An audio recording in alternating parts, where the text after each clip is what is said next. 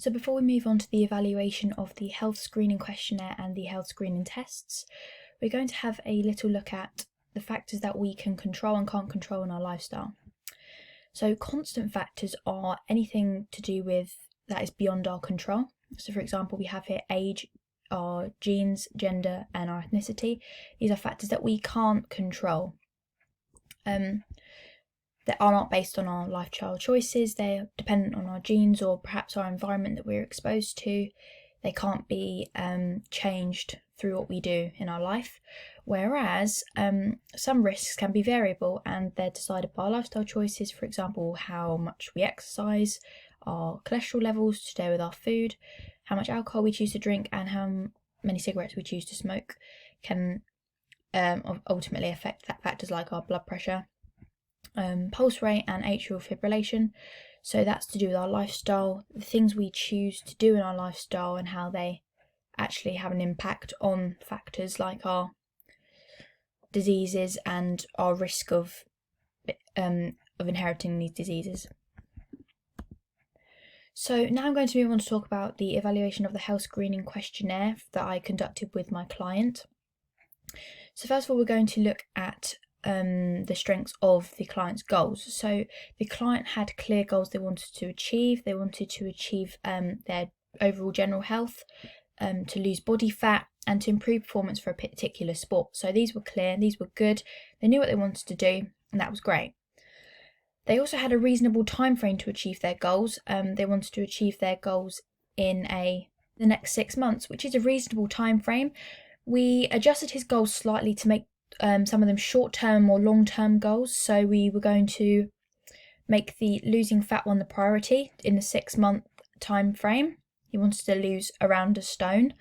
And we were going to make his improvement for general health and long-term performance in a sport more of a over a longer period of time, because obviously we didn't want him to, for example, push his fitness too much that he sustained an injury or it negatively affected his health. So we decided to take quite slowly and progress at his pace for his desired fitness.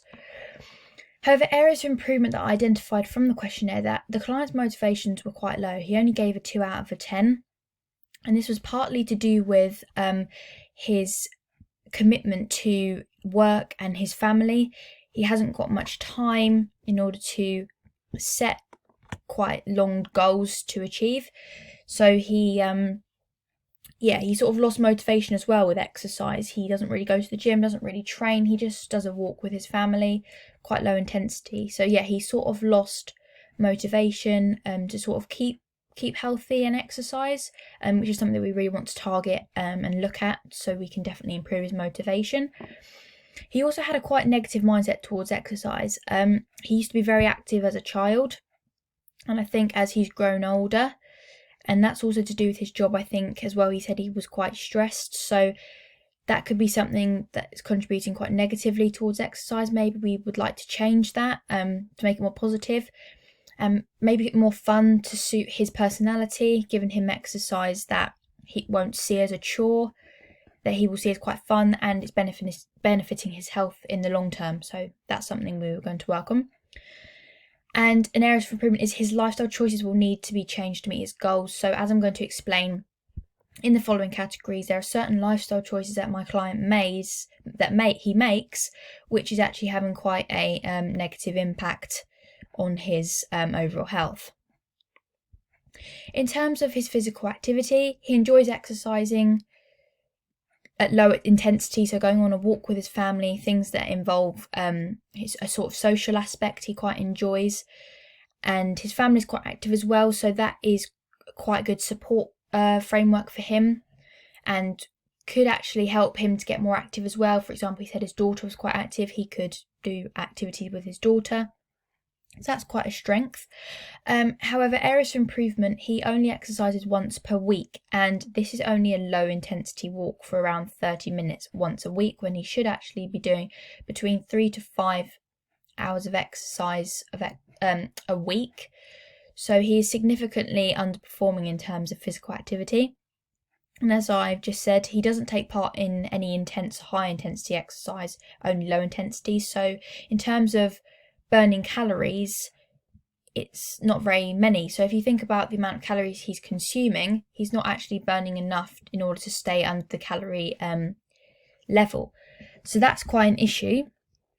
And this is also related to the fact that he has a desk job, so that's quite sedentary. He's sitting most of the day looking at a computer, so he's not actually, it's not an active job. He's not getting up, lifting things and moving things, so his NEAT isn't contributing to weight loss. So this is determining a low metabolic rate, so food isn't being, and fat isn't being burnt, it's sort of just staying on his body, and therefore he's not losing weight. In fact, he's gaining weight because he isn't doing exercise to, in fact, burn those calories that he needs to. And so as NEAT is the non-exercise activity thermogenesis, which is the energy that is expended from everything we do that's not sleeping, eating, or sports like exercise, so just general activities from walking to everyday tasks like carrying large objects, and anything that's not to do with exercise is, so he's not actually doing anything physical that is actually going to contribute to this. So that's something that we will definitely be working on. And areas of improvement, so he didn't actually have a exercise program. He didn't really know how to design one best to suit his needs. So this is something that we're going to do together in areas for improvement, so we can have a program for him that suits his fitness levels, his interests, his sort of personality, and so that he can see results as well. So I think once he will start to see results, his motivation levels will go up and he'll be more motivated to achieve his goals because he can see that the results are happening. I think that's the reason why he hasn't been motivated, because he hasn't been seeing results. So if we just incorporate some more high intensity exercise into his workout, I think that would be really beneficial. In terms of nutrition, he eats a healthy, balanced diet. In terms of, he eats 5 fruits and vegetables a day with his meals, which is great. He drinks the recommended daily water amount, which is good, which is 5 to 7 glasses a day. He eats the appropriate number of calories, so he's not malnourished, so he's maintaining a sort of healthy sort of lifestyle, and he's not overeating as well, which is great. And he rarely eats takeaways and makes healthy choices, so that's really good as well, because he said he likes cooking, so he's constantly experimenting with different healthy foods and to widen his sense of different foods and flavours that he likes. However, they don't always eat breakfasts, which could lead to unhealthy cravings in the day. So my client doesn't have time, due to getting up early for work, to make quite a nutritious breakfast. And as breakfast is the most important meal of the day, if you don't obviously have a large meal for that for breakfast, then it's going to lead to cravings throughout the day, which is partly one of the reasons why he's snacking throughout the day, which isn't great. And so he can make his meal portions better by having a large breakfast to avoid snacking. In terms of his lifestyle choices, he doesn't smoke, which is great, as we know the sort of health implications that are associated with smoking, and he never will. I think the experience with his dad contributed to his view of smoking being bad.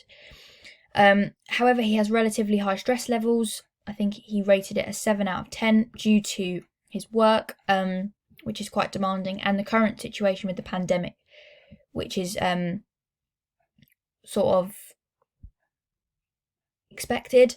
He only gets 6 hours of sleep a night, so he has trouble sleeping. I think he has trouble relaxing and just sort of de-stressing from the day, constantly having things on his mind and what's going to happen sort of the next day.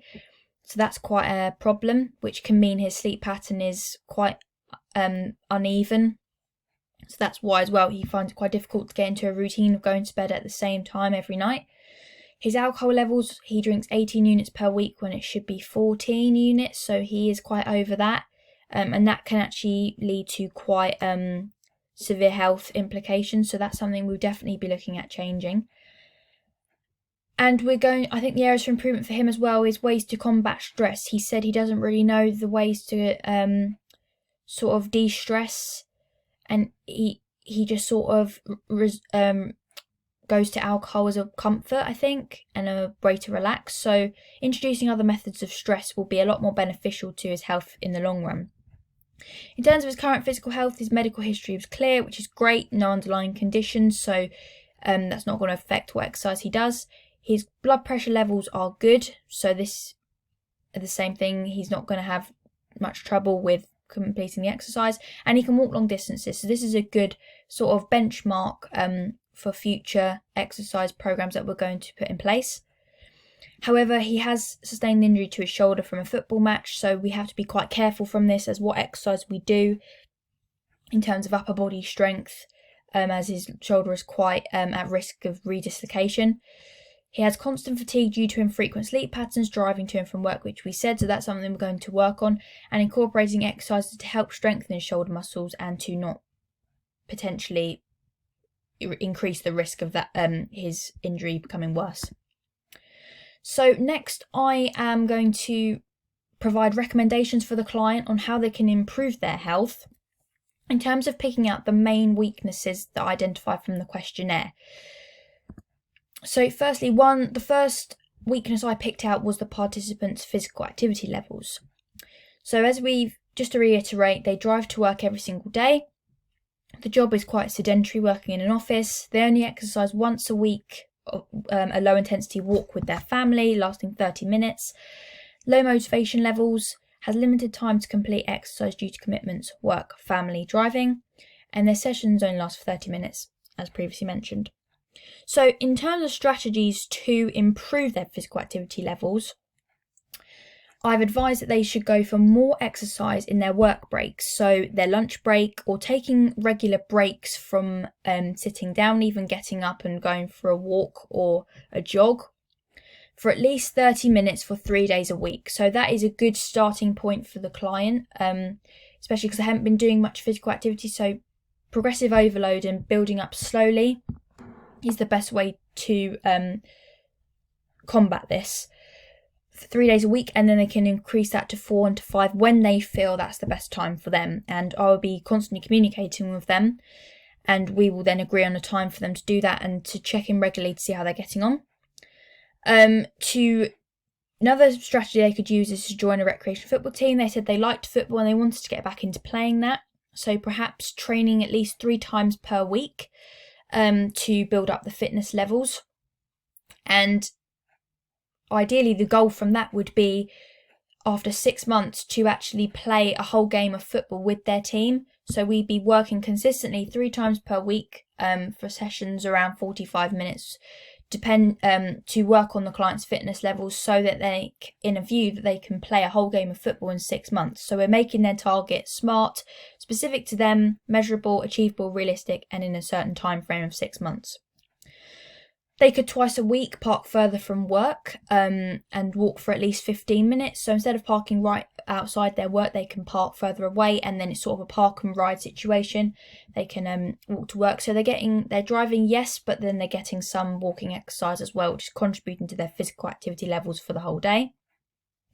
They could incorporate family members into workouts or work out with them. His daughter's quite active, doing high intensity workouts, so she can adapt maybe her workouts for her dad to do, and they can work out together. That's quite motivating to him, and he could do that in his workout program maybe 2 times a week over a month period to see how he's getting on, and then increase the progressive overload, so he may be incorporating much harder exercises with resistance training for muscular endurance. Introducing more HIIT workouts, as we've said, he could do that with his daughter at least 3 times a week to increase the difficulty in session and time length. Yeah, so ideally want him to be exercising for around an hour a day in a view of 6 months to a year. So we're going to steadily increase that from around 15 minutes to 30 to 45, depending on how easily he adjusts to the exercise program, and tracking the workouts throughout the week and rating them on a scale of 1 to 10. So the client can have some sort of journal or a diary to track their workouts throughout the week, and then at the end of the week rate each day a scale of 1 to 10, and then feedback with me to see how they're getting on. So for example, if they have one bad day, they didn't have much time off, felt quite stressed, we can then work out the cause why, and then next week aim to improve. So every week we're aiming to improve and to just get the client more motivated and just doing more physical activity so they can actually see the benefits and to aid their health and mental health as well in the long run.